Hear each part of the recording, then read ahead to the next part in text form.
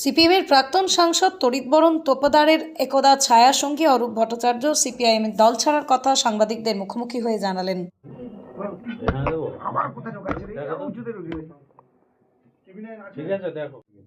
পার্টিতে বর্তমান যা পরিস্থিতি, সেই পরিস্থিতির উপরে ভিত্তি করে এবং বর্তমানে যা পার্টির ভেতরে সিপিআইএম পার্টির ভিতরে যেভাবে পার্টি পরিচালনা এবং হচ্ছে, আমার মনে হয়েছে আমার আর পার্টিতে থাকার বোধহয় কোনো যৌক্তিকতা নেই।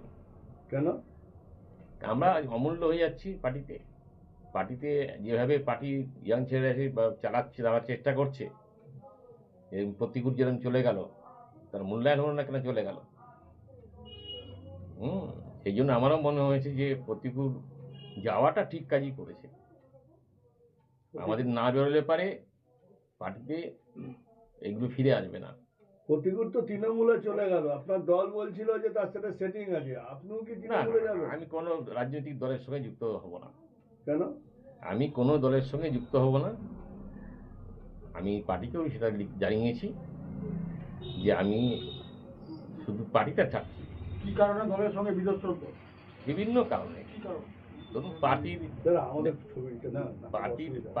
পার্টির বিভিন্ন পরিচালনার ক্ষেত্রে করার ক্ষেত্রে পার্টির চরিত্রিক মনোভাব, ধরুন পার্টিতে ঠিক হয় যখন, তখন কোনো কিছু এবারে পার্টি মেম্বারশিপ প্রচুর করছে না।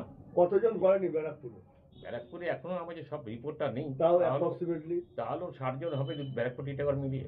কি রিনিউ করবে না? কতজন রিনিউ করেন? 60 জন মতন হবে, কম বেশি। প্রায় আপনার 60 থেকে 70 জন সমর্থক আছে যারা এই পার্টির উপরে ক্ষোভ প্রকাশ করছে এবং তার রিমেডি নেই। পার্টি ঋণে কোনো ভ্রুক্ষেপ করতে রাজি নেই।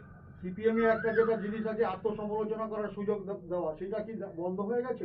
একদম বন্ধ হয়ে গেছে। কি বন্ধ হয়ে গেছে? কোনো আত্মসমালোচনা হয়ই না, জায়গাও নেই। প্রতিকুল রহমান বলছে যে গব্বর সিং আ জায়গা, কি বলবেন? না, আমি সেই সময় একমত না। আপনি কি পার্টি থেকে সন্ন্যাস গ্রহণ করলেন? না, সন্ন্যাস গ্রহণ করেছি এখন কোনো রাজনৈতিক দলে না যুক্ত হলেন। কথা বলতে পারবেন? সিপিএমের প্রাক্তন সাংসদ তড়িৎবরণ তোপদারের ছায়াসঙ্গী অরূপ ভট্টাচার্যের দল ছাড়ার প্রতিক্রিয়ায় প্রাক্তন সিপিএমের সাংসদ তড়িৎবরণ তোপদার কি বললেন শুনুন। দল ছাড়ার সিদ্ধান্ত নিয়েছে। কি করবো আজকে বলে? আমাদের বাড়িতে তো টাকা পয়সা দেওয়ার রেওয়াজ নেই, কোনো পাইয়ে দেওয়ার রেওয়াজ নেই। তা সত্ত্বেও যে পরিকর্মা লোকেরা কিছু করে নিয়েছে। দল ঠিকভাবে চলছে না বলছে, দলের কি দল ঠিকভাবে চলছে না, দলে গুরুত্ব পাচ্ছে না, দলে গুরুত্ব পাচ্ছে, গণতন্ত্র নেই, দলে গণতন্ত্র বিপন্ন।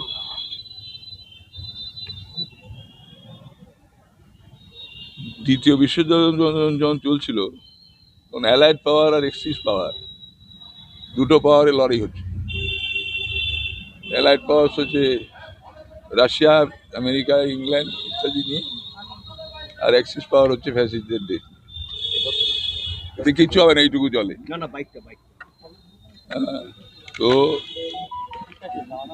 তখন ওই বিশ্বযুদ্ধের সময় একটা রেডিও ব্রডকাস্টিং হয়েছিল ইন্ডিয়াতে, মানে ব্রিটিশ গভর্নমেন্ট করেছিল, Maharaja of Cooch Behar declares war against Japan.